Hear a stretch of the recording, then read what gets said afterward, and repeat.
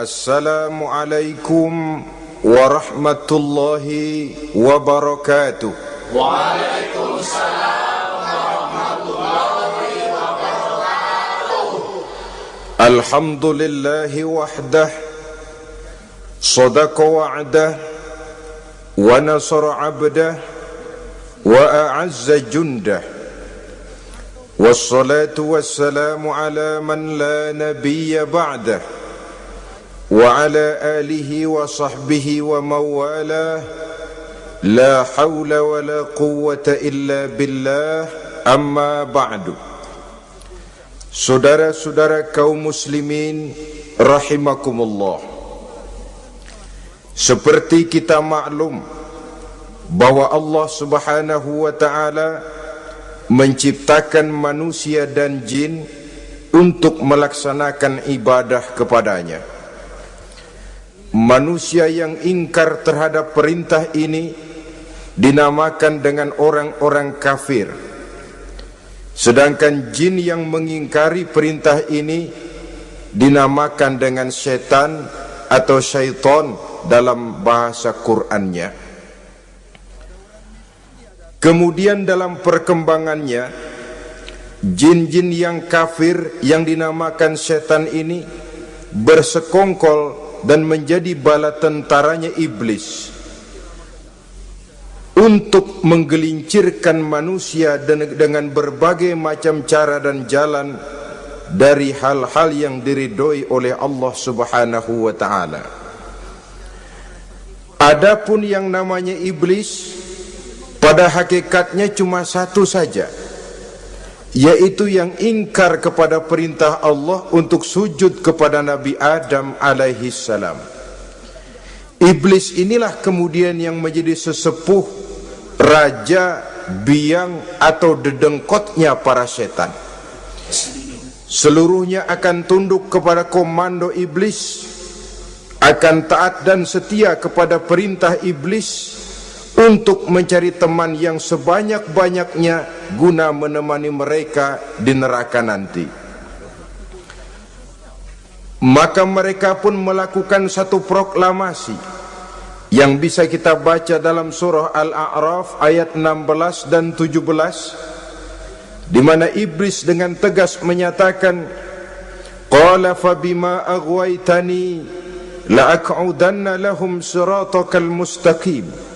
Wahai Allah, kata iblis, dari sebab engkau telah menghukum saya, dari sebab engkau telah mengusir saya dari surga, maka saya berjanji akan menipu, akan menggelincirkan mereka, Adam dan keturunannya, dari jalanmu yang lurus. Apa jalan yang lurus? Tidak lain Islam ini. Dengan segala cara dan jalan, iblis dan bala tentaranya akan berusaha menggelincirkan manusia dari jalan yang lurus. Caranya bagaimana? Ayat ke-17 menjawab, summa la'atiyannahum min ba'di aydihim, akan kami datangi mereka, akan kami goda mereka dari arah sebelah depan. Kalau cara itu tidak kena, wa min khalfihim, kami goda mereka dari sebelah belakang. Andai kata cara itu pun tidak mempan, wa an aymanihim, dari arah sebelah kanan. Kalaupun itu gagal, wa an syama'ilihim, kami akan datang dari arah sebelah kiri. Pendeknya dari 4 penjuru angin, iblis dan seluruh bala tentaranya yang bernama setan belum akan puas sebelum kita tergelincir dari jalan yang lurus yang diridhoi oleh Allah subhanahu wa ta'ala. Sebagian ahli tafsir menjelaskan bahwa jika iblis menggoda dari arah depan, yang dimaksud dari depan ini adalah dunia, sehingga manusia menjadikan dunia sebagai tujuan akhir dari seluruh kegiatan hidupnya. Ia pergi pagi, pulang sore, peras keringat, banting tulang, tidak ada yang dikejar kecuali dunia, dan cuma untuk kepentingan dunia. Dunia yang membuat orang berpaling daripada akhirat. dunia yang membuat orang lupa kepada tujuan penciptaannya, maka dunia termasuk perangkap iblis. Apa isi dunia? Biasanya yang lazim itu 3 ta itu, harta, tahta, wanita. Itu yang bikin orang jadi sibuk sampai lupa kepada tujuan penciptaannya. Untuk apa dia diciptakan oleh Allah? Ini wa'an min baini aidihim, kami goda mereka dari arah depan dengan menyodorkan dunia dalam bentuk yang hijau ranau, dunia dalam bentuk yang manis, sehingga mereka tenggelam di dalamnya lalu melupakan akhirat. Kalau cara itu juga tidak kena, wa min khalfihim, kami datang dari sebelah belakang, kami lupakan mereka kepada akhirat. Itu mah urusan nanti bagaimana saja. Yang penting yang kita hadapi sekarang apa? Dunia. Akhirat kita belum tahu dan bahkan belum tentu ada. Yang sudah pasti saja kita garap, melupakan akhirat. Wa an aimanihim, yang dimaksud dari arah sebelah kanan, iblis dan setan selalu menghalang-halangi manusia untuk berbuat kebaikan, karena kanan adalah lambang kebajikan. Sedangkan an syama'ilihim, kiri adalah lambang kejahatan. Dicegahnya kita berbuat kebajikan dan dibisikannya kita untuk selalu melakukan kejahatan dan kemunkaran. Wala tajidu aktsarahum syakirin, dan akan kamu dapati sedikit sekali di antara manusia yang bersyukur atas nikmat yang telah engkau berikan kepada mereka. Ditanamkan rasa ingkar kepada nikmat. Jika kita tidak kufur iman, dibuatnya kufur nikmat. Mengeluh padahal hidup sudah serba cukup, merasa masih sangat kurang padahal orang lain sudah titik air liurnya melihat keadaan kita. Sedikit sekali di antara mereka yang pandai bersyukur kepada nikmat yang telah engkau berikan itu, ya Allah. Jadi untuk ingkar nikmat, bisikan selalu datang dari iblis. Coba lihat itu, temanmu yang tidak pernah sholat, rezekinya lancar, kamu berhenti saja sholat. Yang tidak pernah ke masjid, pangkatnya naik terus, udah berhenti aja ke masjid. Atau setidak-tidaknya mengeluh dalam hati, Tuhan kayaknya tidak adil, kenapa saya rajin sholat kok rezeki seret bener. Padahal pada dasarnya kalau kita mau berpikir dalam bentuk yang paling mendasar, Allah selalu memberikan yang terbaik untuk kita. Jika begini keadaan kita, inilah yang terbaik buat kita menurut pertimbangan Allah. Jika kita menuntut lebih lagi, mungkin dengan keadaan yang lebih itu kita bisa tergelincir, dan Allah lebih tahu itu. Sebagai pencipta manusia, Allah lebih tahu tentang kemungkinan-kemungkinan yang bisa didapat dan dicapai oleh manusia. Bahasa ringannya, rezeki lu segini aja deh, lu jadi rajin sholat. Kalau rezeki lu melebihan jadi orang kaya dikit, nanti ngelihat masjid minggir. Allah selalu memberikan yang terbaik kepada kita.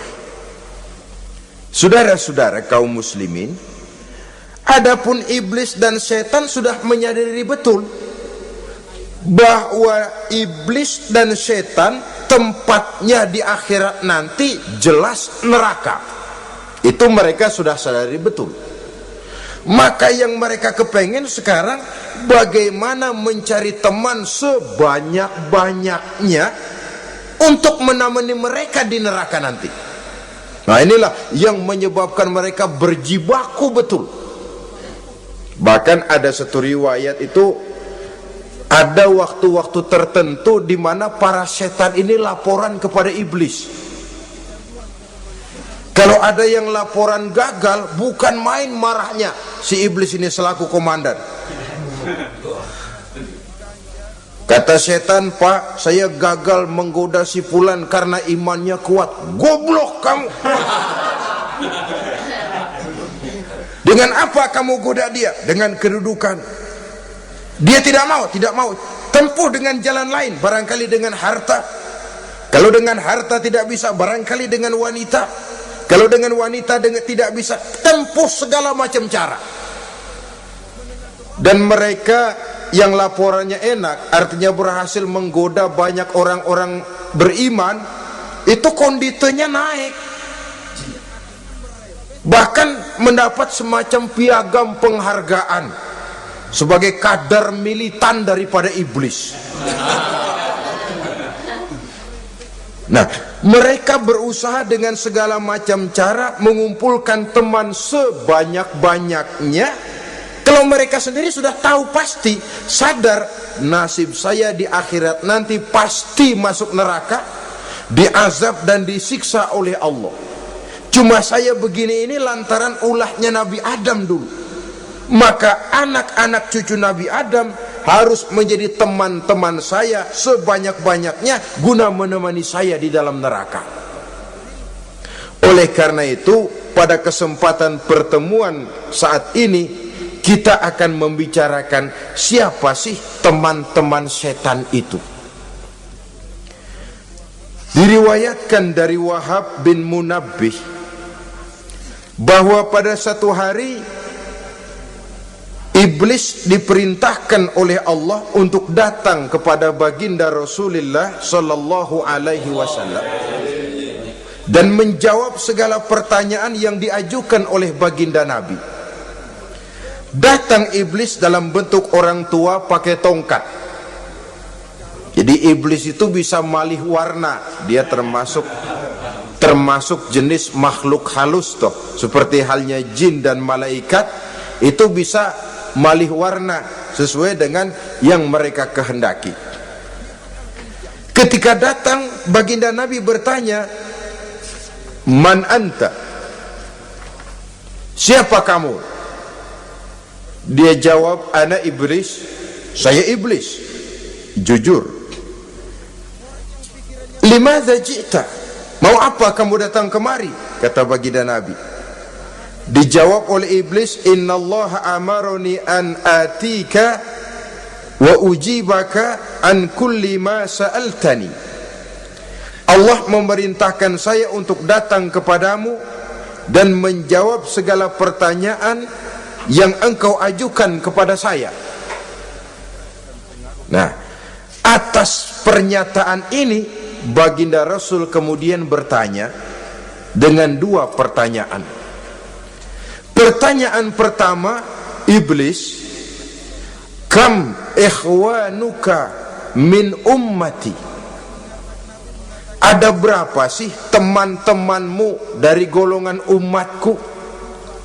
Dari golongan umatku, umat Islam ini, bukan orang lain. Kalau orang kafir sih sudah jelas, itu memang CS-nya iblis. Tapi dari umatku, siapa saja yang jadi teman-teman kamu iblis? Menjadi antekmu, menjadi alatmu sejak dari dunia sampai ke neraka nanti. Atas pertanyaan ini iblis menjawab, "Teman-teman saya dari golongan umatmu ya Muhammad, asyarun, ada 10 orang. Ada 10 orang yang merupakan teman-teman iblis dari dunia sampai ke neraka." Siapa mereka? Pertama, kata iblis, teman saya hakimun jair, hakim yang curang, hakim yang tidak adil. Ini bisa dimaklumi. Kenapa? Karena hakim diharapkan adalah produk keadilan. Sehingga orang mengatakan seorang hakim adalah seorang yang meletakkan sebelah kakinya di surga dan sebelah lagi di neraka. Kalau adil dia menghukum, kaki sebelah kanan yang akan menentukannya ke surga. Kalau licik dia menghukum, kaki sebelah kiri yang akan menjerumuskan dia ke dalam neraka. Saudara-saudara kaum muslimin rahimakumullah, sesungguhnya dalam kehidupan Kurangnya sandang pangan bukan satunya sebab yang membuat orang menderita. Tidak teraturnya perumahan, kurangnya lapangan kerja bukan satu-satunya yang menyebabkan rakyat menderita. Tapi lukanya rasa keadilan, tidak tegaknya hukum sebagaimana yang diharapkan, itu juga bisa menjadi sumber nestapa, bisa menjadi asal dari segala derita. Oleh karena itu, hakim yang tidak adil, hakim yang curang, yang menghukum tidak berdasarkan hukum tapi berdasarkan kepentingan, berdasarkan pesan sponsor, hukum bisa dibeli, ada istilah mafia peradilan. Hakim-hakim macam ini yang akan menjadi teman-teman iblis. Dan tiap kali palu akan diketuk, iblis sudah bukan main sibuknya. Kekuasaan di tanganmu, hijau katamu, hijau yang akan berlaku, merah kau ketok, merah yang akan jadi keputusan. Orang lain tidak tahu ini kesempatan untuk jadi kaya, ini kesempatan untuk naik pangkat. Manipulir hukum tidak ada yang tahu karena orang banyak yang awam dengan hukum. Saudara-saudara kaum muslimin, kalau hukum sudah bisa dibeli, atau kalau hukum cuma untuk orang-orang kecil saja, ada kelompok-kelompok yang kebal hukum, maka akan timbullah kiamat di masyarakat, di mana yang kuat makin kuat, yang lemah selalu menjadi mangsa. Oleh karenanya, hakim yang serong, hakim yang durjana merupakan teman-teman setan, merupakan teman-teman iblis dari dunia sampai ke neraka nanti. Ini yang pertama. Oleh karenanya, pada dasarnya setiap kita adalah hakim untuk keluarga. Dalam pergaulan hendaklah adil di dalam memutuskan segala sesuatu. Lebih-lebih hakim yang memang menjadi pengayom masyarakat. Bukankah lambang para hakim digambarkan dalam bentuk neraca yang berimbang, tidak berat ke kiri, tidak juga berat ke kanan, dalam arti objektif memberikan keputusan sesuai dengan hukum, sehingga masyarakat terlindungi. Dan hakim yang adil secara praktis adalah musuh daripada setan. Dimanapun setan dan iblis paling gak demen sama hakim yang adil. Itu merupakan musuh besar bagi setan, yang menyalahkan yang salah, membenarkan yang benar, walaupun yang salah orang besar, yang benar orang kecil. Dan kita memang oleh baginda Nabi diajarkan satu doa, Allahumma arinal haqqa haqqa warzuqna tiba'ah. Ya Allah, perlihatkan kepada kami bahwa yang benar itu benar. Sebab sering kita lihat yang benar jadi tidak benar. Ini memerlukan kekuatan batin. Yang benar tampakkan kepada kami kebenarannya ya Allah. Sebab sekarang banyak ketidakbenaran yang dikamuflase, banyak ketidakbenaran yang diberikan lipstick sehingga kelihatannya menjadi benar. Ini baik doa ini saya pikir dibaca oleh para hakim. Allahumma arinal haqqa haqqa, ya Allah perlihatkan kepada saya bahwa yang benar itu benar. Dan tidak cuma sekedar itu, warzuqni tiba'ah, berikan kekuatan kepada saya untuk mengikuti kebenaran itu. Sebab kadang-kadang terjadi juga dia tahu yang benar itu benar, tapi tidak punya keberanian moral untuk mengatakan bahwa itu benar. Dia tahu itu barang yang hak, tapi tidak terpanggil mengikuti yang hak, tidak punya kekuatan moral untuk mengikutinya. Lalu doa ini pun disambung, wa arinal batila batilan warzuqna ijtinabah. Wahai Allah, perlihatkan kepada kami bahwa yang batil adalah batil, bahwa yang salah adalah salah, bahwa yang munkar adalah munkar. Berikan kepada kami kekuatan untuk menjauhi yang munkar, yang batil, yang zalim. Saudara-saudara kaum muslimin rahimakumullah, Kita sering mencaci kaum pelacur sebagai sampah masyarakat. Tapi sadarkah kita bahwa pelacuran di bidang hukum, pelacuran di bidang intelektual, kadang-kadang pelacuran di bidang agama, dalam arti menjual ayat untuk membela yang salah dan menekan yang benar, ini juga tidak kalah bahayanya dengan prostitusi, pelacur-pelacur yang kita anggap sebagai sampah daripada kehidupan masyarakat itu. Oleh karenanya, maka hakim yang adil merupakan musuh utama daripada iblis dan setan. Mereka akan sibuk sekali kalau seorang hakim sudah berketetapan untuk melahirkan keputusan hukum yang seadil-adilnya. Ini yang pertama, teman setan adalah hakim yang nyeleweng, yang tidak adil. Yang kedua, teman saya, kata iblis, ghaniyun mutakabbir, orang kaya yang sombong. Orang kaya sombong itu teman setan. Orang miskin sombong itu lebih teman lagi tuh. Sebab ini sudah kelewatan. Kalau orang kaya sombong barangkali masih lumayan lah, memang kaya. Tapi kalau sudah miskin sombong, minta ampun.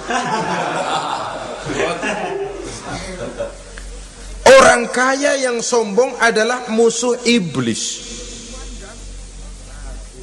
Sebab pada hakikatnya tidak ada yang kaya dalam kehidupan ini kalau sudah bercermin kepada apa sih yang kita punya. Nabi Sulaiman karena merasa menguasai antara masyrik dan maghrib, satu hari pernah mohon izin kepada Allah, ya Allah, saya mohon izin kepadamu untuk memberikan makan kepada seluruh makhluk-makhlukmu sekedar satu hari saja. Baik, satu hari Nabi Sulaiman mau menjamin menanggung makannya semua makhluk karena merasa kaya. Baik, kata Allah. Lalu sibuklah Nabi Sulaiman mengadakan persiapan.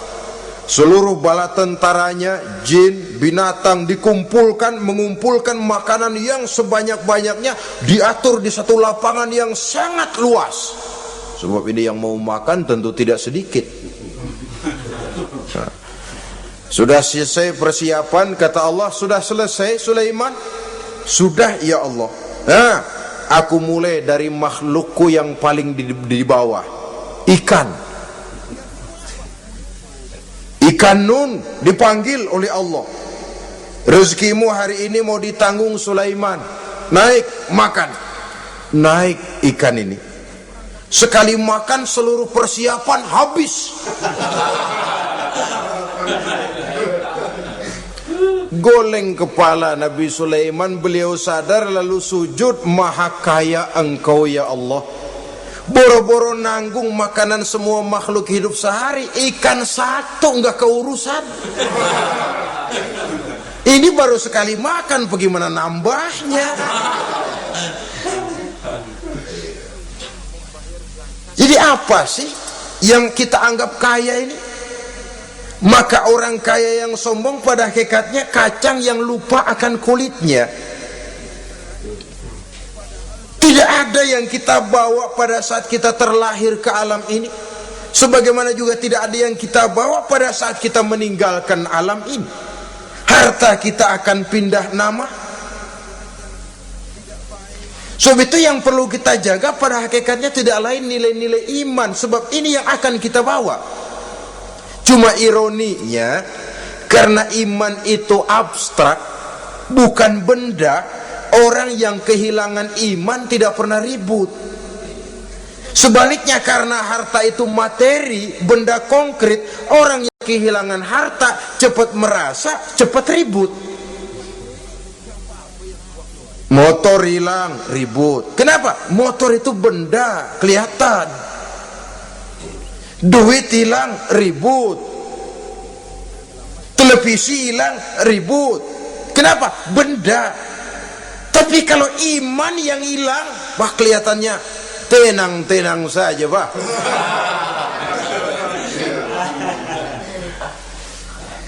Padahal ini usaha iblis, bagaimana orang kehilangan iman, menjadi kafir, masuk grup dia untuk menemani dia di dalam neraka nanti. Dia gelincirkan iman kita, dan kita sering tanpa terasa telah mengalami pergeseran nilai-nilai iman, kalau tidak tergusur sama sekali. Cuma saya katakan tadi, oleh karena iman ini bukan benda, orang yang kehilangan iman kurang begitu merasa, padahal ini yang paling berharga. Sebab ini yang akan kita bawa menghadap Allah. Orang itu kalau sudah yakhruju minad dunya bighairi iman, keluar dari dunia, meninggalkan dunia dan seluruh isinya, kembali menghadap Allah dengan tidak membawa iman, tempatnya jelas sudah. Itu yang paling kita khawatir. Pangkat jelas tidak kita bawa, harta benda akan pindah nama jadi milik ahli waris kita.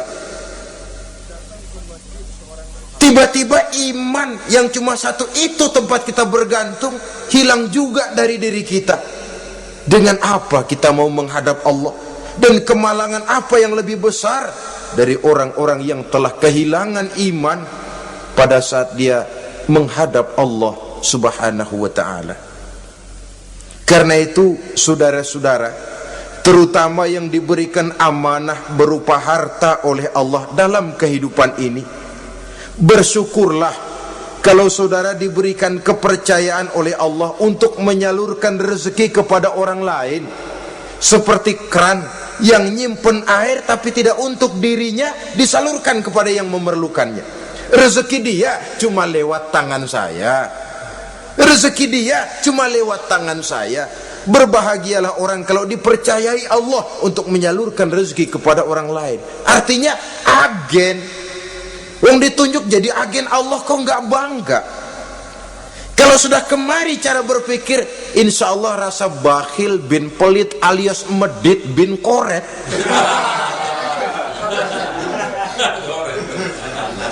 Itu insya Allah nggak ada. Kan kadang kita berpikir, yang nyari duit gue setengah mati, lu datang-datang mau minta aja pala lu. Kan itu toh kadang-kadang cara kita berpikir. Ya boleh jadi lalu terasa berat. Tapi kalau kembali kepada kesadaran, barangkali alhamdulillah rezeki dia cuma lewat tangan saya. Kalau saya nggak ngasih dia, barangkali nggak semudah ini saya dapat rezeki.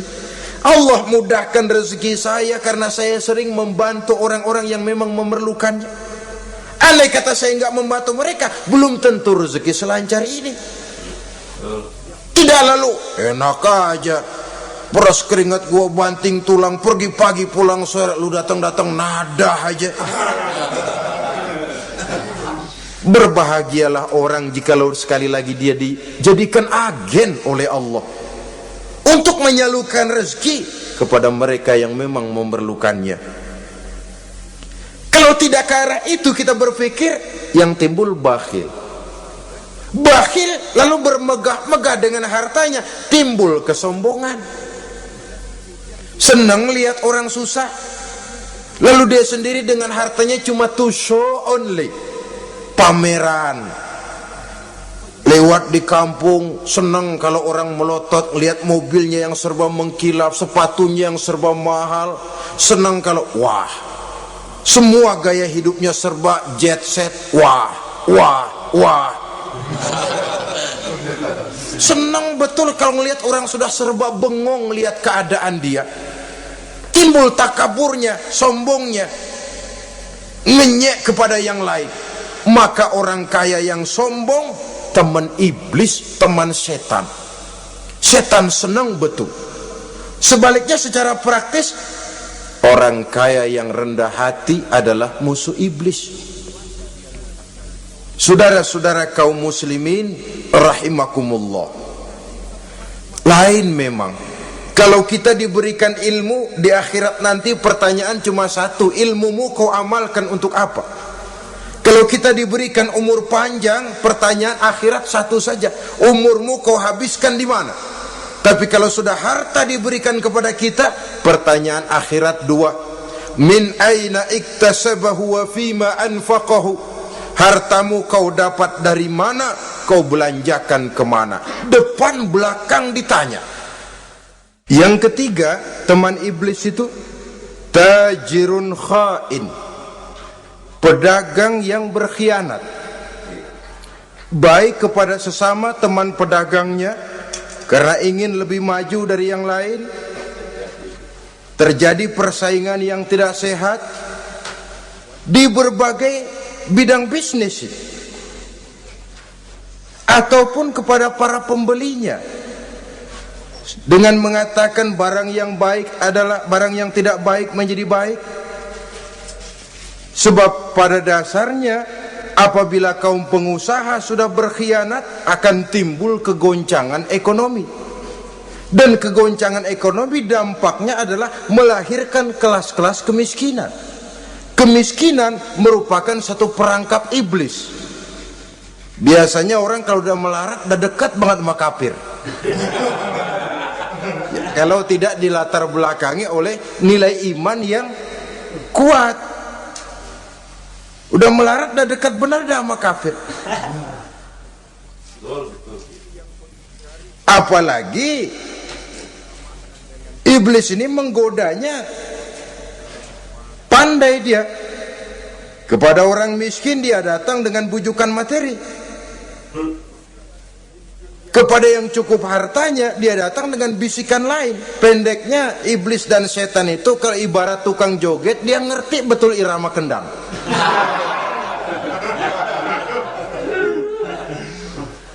Di mana kelemahan orang itu dia selidiki, dia pelajari, dari arah situ dia masuk.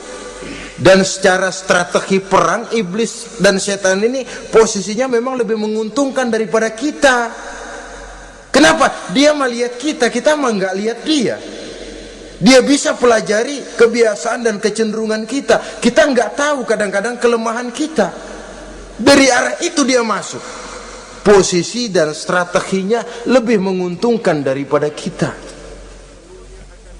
Saudara-saudara kaum muslimin rahimakumullah, bila ekonomi sudah goncang, terjadi penimbunan barang, terjadi spekulasi harga, timbullah kegoncangan sosial. Dan dikala itu setan dan iblis pesta. Dia merasa perangkapnya berhasil.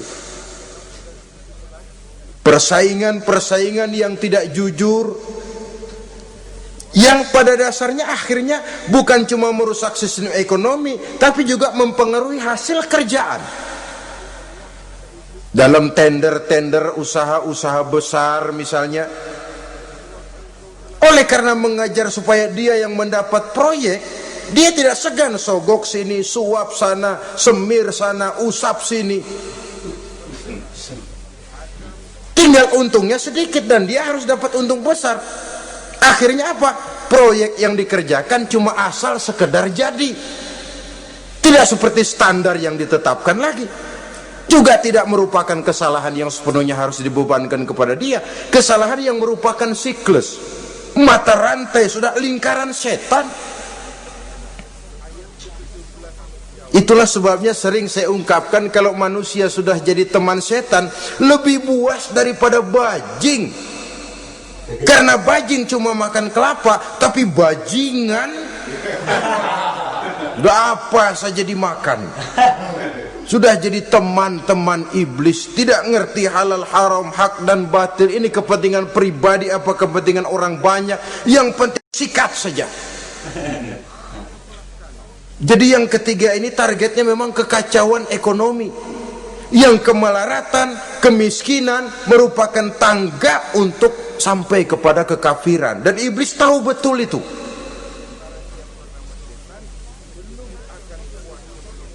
Lain misalnya contoh yang diberikan oleh Rasul. Rasul kan pernah dagang di kala remaja itu, membawa dagangannya Siti Khadijah, kain. Beliau dagang kain. Berapa kain ini? Oh, kalau ini saya ambil dari Ibu Khadijah 25 rupiah. Saudara mau beli saya berapa terserah, asal saya ada untungnya. Dan kalau modalnya 25, betul-betul beliau bilang 25. Jujur. Kita kan enggak, udah bohong campur sumpah lagi.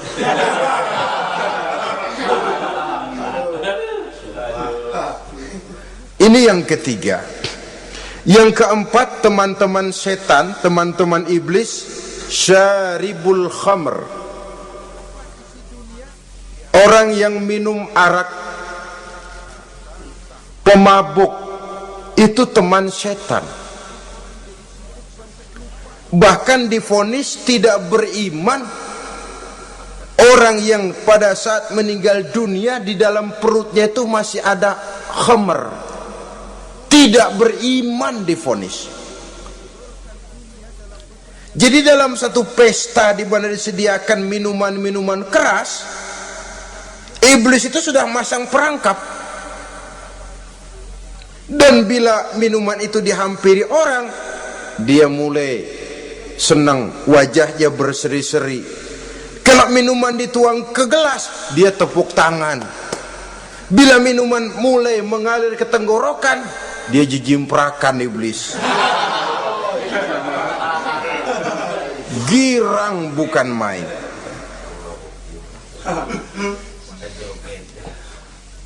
Saudara-saudara kaum muslimin rahimakumullah, kenapa pemabuk merupakan teman setan? Karena dalam keadaan mabuk orang kehilangan daya kontrol. Perbuatannya nyaris tidak terkontrol lagi. Tidak ada rahasia, tidak ada harga diri, tidak ada sifat memelihara. Dan itu ciri-ciri daripada iblis. Syaribul khamr, orang yang suka meminum minuman keras. Itulah sebabnya memang dalam hidup ini kita harus punya filter. Allah selalu menghendaki yang terbaik dan memilihkan yang terbaik untuk kita. Kalau sudah itu minuman yang baik, kata Allah, itulah memang yang baik untuk kita. Kalau itu dilarang oleh Allah, itulah memang yang tidak baik untuk kita. Jadi kalau sudah qat'i dalilnya, gak usah buang energi menyelidiki apa manfaatnya.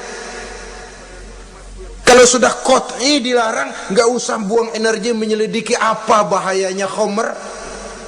Allah tidak akan melarang sesuatu yang mengandung manfaat. Yang dilarang Allah tentu yang membawa mudarat dan bahaya di dalam kehidupan. Bukankah sekarang ini minuman keras sudah merupakan penghias pesta, merupakan kebanggaan di kalangan remaja? Termasuk dalam kata khamr ini ya morfin, ganja, narkotik, dan yang sejenis dengan itu. Orang sudah merasa bangga kalau sudah fly to the sky, membumbung ke angkasa, katanya dunia ini luas, lupa segala macam persoalan. Tapi sampai kapan? Sampai kapan orang merasa membumbung? Sampai kapan orang merasa bisa meninggalkan segala persoalan? Sampai mabuknya selesai? Ya kalau gitu mabuk aja terus. Lalu apa artinya kehidupan ini? Mabuk kan gak ngerugiin orang lain. Kalau saya nyolong kan ngerugiin orang lain. Kalau saya korupsi ngerugiin orang lain. Kalau saya zina jelas ada orang lain yang dirugikan. Tapi minum khamar, siapa yang rugi? Uang-uang saya beli dengan uang saya, yang minum pun saya. Siapa yang rugi? Saudara, ini pemikiran sepihak namanya. Pertama jelas merugikan diri sendiri. Kesehatan terganggu, pertumbuhan IQ, ya, daya pikir jadi jumud bin beku. Tidak ada idealisme ke arah depan. Yang ada ya, yang dipikirkan ya yang di depan hidungnya saja.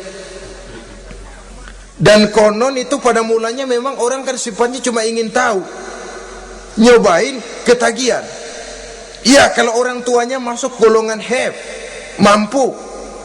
Ya, kalau orang tuanya termasuk ekonomi lemah, sedangkan kecanduan hal yang tidak bisa ditangguhkan. Orang yang sudah kecanduan minuman keras, Sekali dia tidak minum, sudah bukan main rasanya. Orang yang sudah biasa minum ganja, morfin, narkotik, satu kali dia tidak bertemu itu, sudah nggak keruan rasa. Orang tuanya tidak mampu, kenapa lalu nggak ngelamun yang negatif? Ya kalau dia keluarga have, orang tuanya masih ngelarang, dia bisa jual hal lain di rumahnya yang ada harganya. Tip deka itu, video kah itu, mobil kah digade dulu. Kalau di kampung, anak-anak muda yang menengah ke bawah, kenapa enggak ayam orang disamber?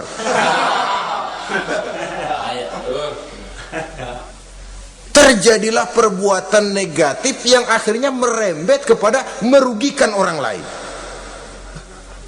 Hakikatnya zahirnya memang pada mulanya hanya merugikan diri sendiri, tapi lambat laun akan merembet juga kepada merugikan orang lain. Oleh karena itu pantas kalau dalam perjalanan Mi'raj begitu hendak start dari Masjidil Aqsa menghadap Allah, kepada baginda Nabi disodorkan 2 gelas minuman, segelas susu dan segelas arak. Muhammad, kau ambil salah satu minuman itu, kau minum. Mantap. Nabi mengambil gelas yang isinya susu, lalu beliau minum. Selesai minum, kata Jibril, "Shaddaqta ya Muhammad, laqad asabtal haq." Kamu benar Muhammad, pilihanmu tepat. Kenapa? Untung saja susu yang kamu minum. Kalau arak yang kamu ambil, kamu pilih dan kamu minum, pasti umatmu bakal pada jadi umat teler semua nantinya. Wong Nabi milih susu saja umatnya masih banyak yang teler, apalagi kalau beliau memilih khamr waktu itu. Tapi ini sekedar simbol bahwa begitulah kita dalam hidup. Saudara, kalau di depan kita ditaruh segelas jamu, segelas sirup, kira-kira pilih mana? Jamu. Sirup apa jamu? Jamu. Orang yang berpikir panjang ke depan, dia bakal pilih jamu. Memang pahit, getir, nggak enak, tapi besok pagi badan enteng, kerja semangat, berpikir cerdas, gairah ada. Orang yang pikirannya pendek, ngapain jamu getir nih, sirup nih, manis ini, dia minum, bukan main manisnya, besok pagi bibir pada jontor. Begitulah dalam kehidupan ini. Maka hendaknya kita berusaha dengan sekuat kemampuan untuk menghindarkan diri dari minuman keras dan pengaruh-pengaruhnya. Yang kelima, teman iblis itu al-qattat, tukang-tukang fitnah. Itu suling iblis, itu trompet setan. Sebab apa? Benar kalau Quran mengatakan, Nabi mengatakan al-fitnatu asyaddu minal qatli. Fitnah lebih bahaya dari pembunuhan. Sebab apa? Pembunuhan membunuh orang secara langsung, fitnah membunuh orang pelan-pelan. Kalau mati mendingan cepat daripada pelan-pelan. Pelan-pelan mati, cepat mati enakan cepat, nggak ngerasain sakit. Fitnah membunuh orang pelan-pelan. Nama baik orang hancur, dicoreng-moreng di tengah masyarakat. Maka tukang-tukang fitnah, teman-teman setan dari dunia sampai ke neraka nanti. Karena fitnah lebih bahaya daripada pembunuhan. Mengada-ada yang tidak ada diada-adakan, fitnah. Melebih-lebih, berita semeter jadi 3 meter, yang 2 meter. Ya kalau positif, kalau negatif, fitnah. Memang orang bilang kalau kita nitip duit jangan harap lebih, kurang bisa. Tapi kalau nitip omongan jangan harap kurang, pas saja sudah untung itu. Biasanya lebih, namanya omongan. 1 meter jadi 2 meter, 2 meter jadi 3 meter. Itu sifat dari yang namanya omongan. Kita kirim uang, udah gak bakalan lebih dah.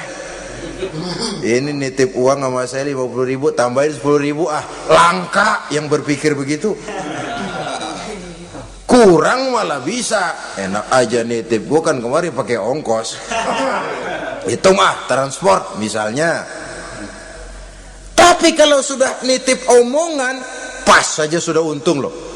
Biasanya malah lebih. Fitnah pernah melanda Nabi Zakaria. Fitnah pernah melanda Habil dan Qabil. Fitnah pernah melanda Nabi Ibrahim. Fitnah bahkan pernah melanda kehidupan baginda Rasulullah sallallahu alaihi wasallam. Dalam peristiwa yang lazim kita kenal dengan hadisul ifki, bagaimana gosip pun sempat mengguncang rumah tangga kehidupan baginda Nabi. Sehingga pantas kalau beliau sendiri mengatakan al fitnatu asyaddu minal qatli. Fitnah itu lebih bahaya daripada pembunuhan, karena fitnah membunuh orang secara pelan-pelan. Saudara-saudara kaum muslimin rahimakumullah, lidah tidak bertulang. Saghirul jirmi azimul jurmi, kecil bentuknya tapi besar akibatnya. Kalau kita luka karena silet 2-3 hari boleh sembuh, tapi luka karena lidah seumur hidup kita ingat. Asal lihat orangnya ingat, nih dia nih yang ngomong kagak enak banget, gua tandain dah.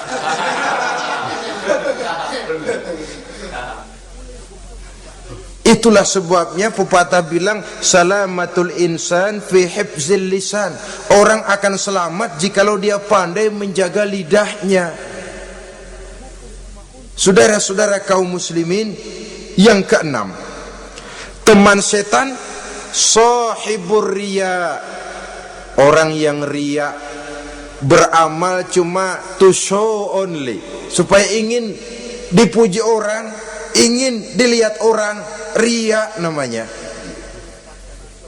Tidak ada ikhlas. Sebab kata Imam Ghazali, an-nasu kulluhum niyamun illal alimun wal alimuna, an-nasu kulluhum mauta illal alimun wal alimuna niyamun illal amilun wal amiluna mughtarruna ilal mukhlisun. Manusia itu pada hakikatnya mati kecuali orang alim. Orang alim sekalipun hidup hakikatnya adalah tidur, kecuali orang yang mengamalkan ilmunya. Dan orang yang mengamalkan ilmunya banyak yang tertipu, kecuali orang yang ikhlas. Tepat ini fatwa Imam Ghazali. Manusia hakikatnya tidur kecuali orang yang alim. Orang yang alim walaupun hidup tapi tidur, hidup tidur, ya nggak bisa berbuat banyak, kecuali orang yang mengamalkan ilmunya. Dan orang yang mengamalkan ilmunya banyak yang tertipu, kecuali yang ikhlas. Jadi kalau amal itu adalah jasad, ikhlas itu adalah ruh. Amal tanpa ikhlas patung. Patung tidak bisa berkembang, tidak bisa berbuat banyak, namanya patung. Itu amal tanpa ikhlas. Ini termasuk penyakit batin toh, ikhlas, riya, ujub, sum'ah, penyakit kepengen didengar orang, penyakit kepengen dilihat orang. Wah, kalau sembayangnya dilihat orang mantap betul, kayak besok mau mati. Tapi kalau sudah sembahyang nggak dilihat orang, wah kilat khusus, cepat bukan main. Riya. Ini yang menghancurkan amal ini nggak terasa. Sifat kita sendiri, riya ini menggeragoti amal, sebagaimana api menggeragoti kayu bakar. Yang ketujuh, teman setan akilu malil yatim, orang yang memakan harta anak yatim. Itu setan senang betul itu. Dia bisikan, nah, kau kan ngurus anak yatim, kau sudah menanamkan budi kepada mereka, jadi wajar kalau kau ambil bagian. Mula-mula memang dalam batas yang wajar, makin lama malah berebut sama yatimnya. Makin kesonoin, yatimnya malah nggak keduman, panitianya yang kenyang. Akilu malil yatim, orang yang memakan harta anak yatim secara zalim, ini merupakan teman setan. Sebaliknya, orang yang melindungi anak yatim, kata Nabi, seperti dua jari ini dengan aku di akhirat nanti. Dekat derajatnya dengan Rasul. Yang kedelapan, teman setan al-mutahawinu bis shalah, orang yang nganggap enteng sholat, ngenteng-ngentengin sholat. Nanti aja dah, kalau udah tua-tuaan, sembahyang mah gampang, saban sehari ada. Kalau ini nih tinju jarang-jarang. Al-mutahawin, ngenteng-ngentengin. Pada dasarnya agama itu mudah, jangan dipersulit, tapi juga jangan dipermudah. Agama itu tidak berat, jangan diberat-beratin, tapi juga jangan dienteng-entengin. So yang enteng kalau kita entengin, akhirnya menganggap remeh. Mulanya memang sedikit, makin lama makin banyak, makin lama makin banyak, makin bertumpuk. Apalagi kalau sadar kita sholat adalah tiang daripada agama. Bagaimana rumah akan tegak tanpa tiang yang kuat? Bagaimana agama akan tegak dalam diri seseorang kalau sholatnya dia enteng-entengi? Jangankan yang sunnah, yang wajib saja kadang-kadang tutup lubang gali lubang. Padahal itu merupakan tiang pokok. Rumah itu untuk kuat harus ada tiang-tiang tambahan. Tiang tambahan ini ya nawafil, ya rawatib, solat-solat sunnah itu untuk menjaga stabilitas temperatur batin kita kepada Allah. Al-mutahawinu bis shalah. Jadi kalau sudah masuk waktu, beduk misalnya berbunyi, azan berkumandang, iblis mulai menyebar bala tentaranya. Pasukan siap.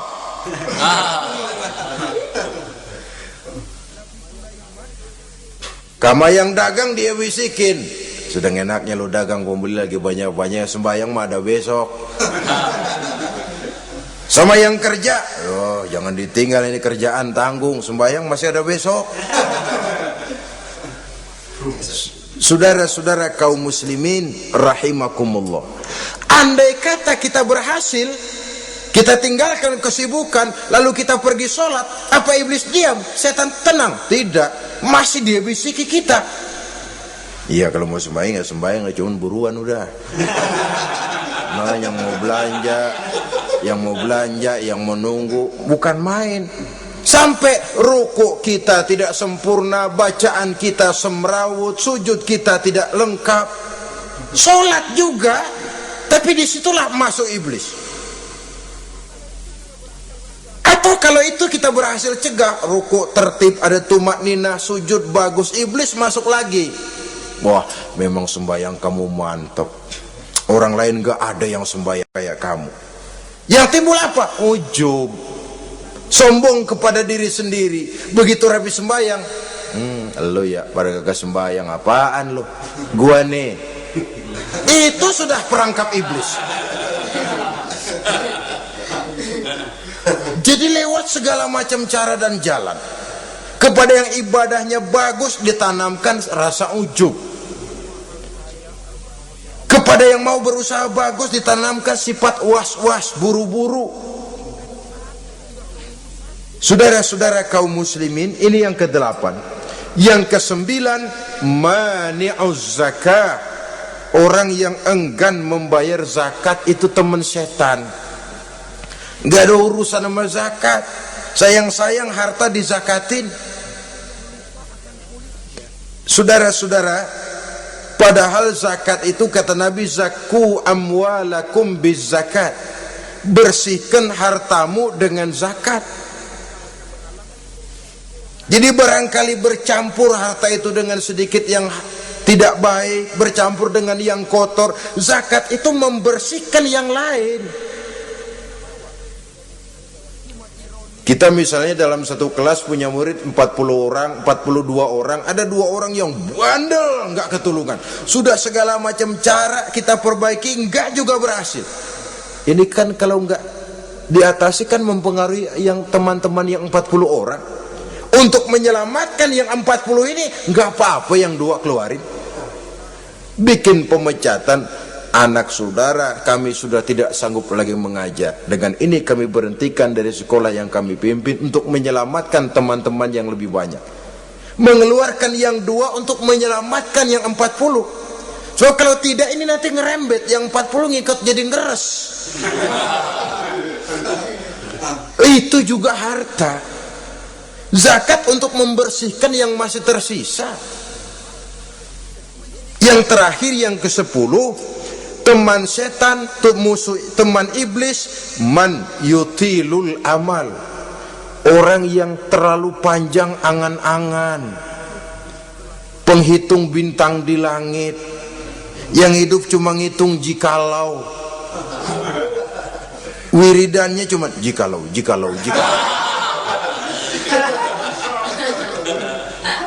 Tidak pernah mau berbuat, cuma angan-angan kelewat panjang. Yang ngelamun kan nggak ada sekolahan, ya siapa juga bisa ngelamun.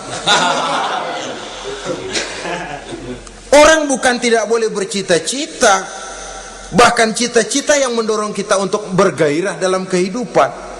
Tapi kalau cita-cita tanpa langkah konkret, yang penting kan punya kemauan, lebihnya tawakal, nggak cukup. Pernah datang ke masjid seorang sahabat. Begitu sampai dia turun dari onta, langsung menghadap baginda Nabi. Nabi tanya, ontamu udah diikat belum? Belum ya Rasul. Kenapa? Saya tawakal kepada Allah. Tuh orang diomelin sama Nabi. Ikat dulu, habis gitu baru tawakal. Betul toh. Ikat dulu tuh onta, lebihnya baru tawakal. Kalau udah diikat masih lari juga, itu tawakal.